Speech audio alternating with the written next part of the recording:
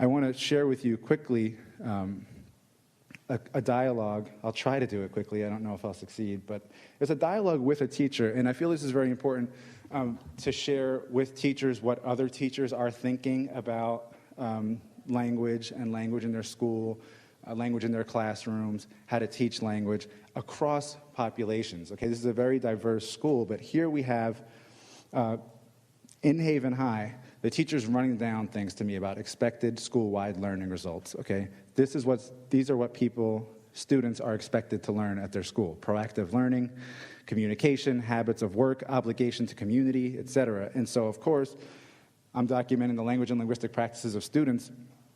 I'm interested in the communication aspect, which she describes as focuses specifically on students learning how to communicate effectively through writing and through speaking in academic settings. And so, you know you like that transition from the slide. Wait, you know you like that. So, okay. No, I spent more time on the transitions than the thing. I need acknowledgement. I have to. No. So, was it all right?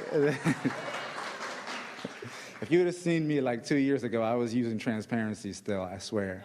So, okay, the well-meaning teacher. So this is a dialogue with a well-meaning teacher that I really like to go over here. It's very small print, so don't worry if you can't read it. I'm gonna go over it, and we're going to go through it. And I want you to be thinking about language ideologies, okay? What people think about language, their thoughts, their beliefs about language, about other people's language, about their own language, and how we all possess them, right? And what's coming out in here. So I will ask for some participation where if you hear something that indicates or might tip you off to what are the language ideologies of the teacher, feel free to kind of shout it out or nod or say something or acknowledge that what's being said is a reflection of language ideologies. These are tape-recorded conversations that I've had with teachers over the years to try to sort of get at what they're thinking about the language of their students, okay? So, T is for teacher, A is for me, and let's go. So, the teacher is explaining. They have a lot of presentation standards, so like this list of, what you should be doing when you're having like an oral presentation, like you should speak slowly, speak loudly, speak clearly, make eye contact, use body language, those kinds of things, and it's all written out into a rubric. So when the kids have a presentation, you grade on each element. And so, in that sense, they've worked with developing communication. I think the thing that teachers work with or combat the most at Haven High is definitely like issues with standard English versus vernacular English. Like, if there was like, excuse me? No, go ahead. If there was like, right? If there was like issues with standard English versus, like one of the few goals I had this year was to get kids to stop saying he was, she was. She was like, so I said, they was, we be, like those kinds of things. And so we spent a lot of time working with that and like recognizing, okay, when you're with your friends, you can say whatever you want, but this is the way it is. I'm sorry, but that's just the way. And they're like, well, it doesn't make sense to me. This sounds right. She was.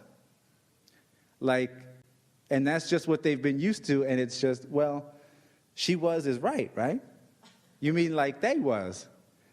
They was. And we was, and that kind of thing. Yeah, we was. Everything is just was, she said. So, all right, so now, okay, I'm not going to go deeply into that, but you can see, there's some things going on with the he was and she was and we was and they was, and the kind of flustered tone and everything is just was, right? So I'm laughing along with it, and yeah, thank you. And like, just trying to help them be able to differentiate between what's acceptable. There's a lot of ain't, they was, we ain't not. That's me laughing. And they can't code switch that well. And I have to say it's kind of disheartening because, like, despite all the time that's been spent focusing on grammar, like, I don't really see it having helped enormously. I like the reaction. I'm hearing people. Do you have any other ideas about language at the school, like maybe the way the kids speak to themselves versus the way they speak in class, or do you notice? Well, of course, they're not going to be as free as when they're speaking to each other, when they're speaking to me, right? I guess the only thing is not so much spoken language as it's like unspoken language, like tone. Like a lot of attention is paid to like tone and body language in terms of respectful attitudes. For a lot of kids, they don't see the difference. They're like, yeah, I just asked you to give me my grade. Like, what's the big deal? And I'm like, you just ordered me. I mean, you talk to me like that. Like, it's like, you didn't give me a grade. Like that. It's very abrasive. But they don't realize that it's abrasive. And so, I mean, it's just like, I guess, teaching them, like, the nuances of, like, when you're talking with people, what's appropriate. Okay, so there's a lot in here. I'm wondering if people are reading things like respectful attitudes, tone, appropriateness, abrasiveness, etc. Free. They're free as when they're speaking to each other, as when they're speaking to me. There's a lot of different ways we can break this down. But as a sociolinguist, this is something I really get a kick out of, because in that last part right there. And so, I mean, it's just like, I guess, teaching them, like, the nuances of, like, when you're talking with people, what's appropriate, right? And a lot of people are sort of laughing at like. What I get a kick out of is this phrase, the nuances of like. Right? Because this can actually be a study about the nuances of like, right? And the sociolinguist in me gets a real kick out of that, because we study things like that. Like, I don't know if you noticed, the student in Marjorie's presentation said like almost an equal number of times, right? Okay? Very different reaction and response and connotation, right? So, can we, like, play like dodgeball, right? And in a different way, and the way that vowel, right, that I, that long I, becomes a marker of ethnic identity in particular speech communities. So it's being used in very different ways, although it's similar in the way that it functions syntactically. But I'll stop my sociolinguistic craziness right now. So, I mean, it's just like, I guess, like teaching them, like, the nuances of, like, when you're talking with people, what's appropriate. Like that your body language and your facial features, like, speak just as loudly, if not more loudly, than what you actually say. Now, that was somebody coughing, and I hope it wasn't somebody choking about your facial features, right? Because that kind of flies by.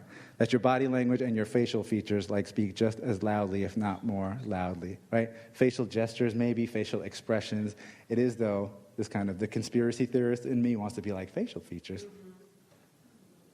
I mean, just even bringing awareness to that, like, it's upsetting to them, and it's, like, shocking to them that we'll comment on that. Like, maybe their parents let them get away with that, and speak to them that way, and having to be like, hey, you know what? Like, maybe your parents let you, but here that's never acceptable. Like, there's just so many, I mean, thinking about it, it's asking a lot of them to do. Not only to speak standard English, but to know all these other, like, smaller nuances that they've never experienced before and never had to think about. Like, it's probably on some level pretty overwhelming to them to have to deal with all these things at once. Because, I mean, their parents say they was. So, to unpack this a little bit, right, maybe their parents let them get away with that. Okay, so what's the crime being committed here? Okay, speaking in your own language variety is the crime that is being committed, the thing that you have to get away with, right? That's one thing right here. So maybe your parents let you get away with that. But here, that's never acceptable. In other words, to be who you are, to speak in this particular variety, you're actually communicating that that's never acceptable in an educational institution that's supposed to be responsible for your well-being and your education and your improvement, your educational welfare. So there's so many, I mean, thinking about it, it's asking a lot of them to do.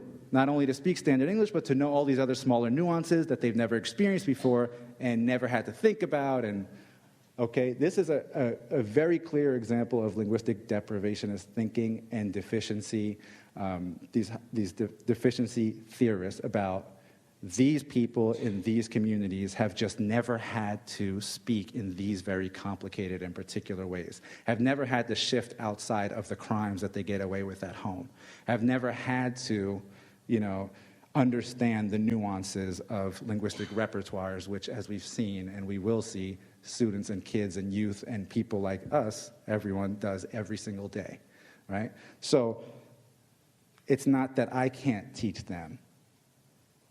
It's that they have just never had to experience this before. And it's just so difficult, et cetera, et cetera.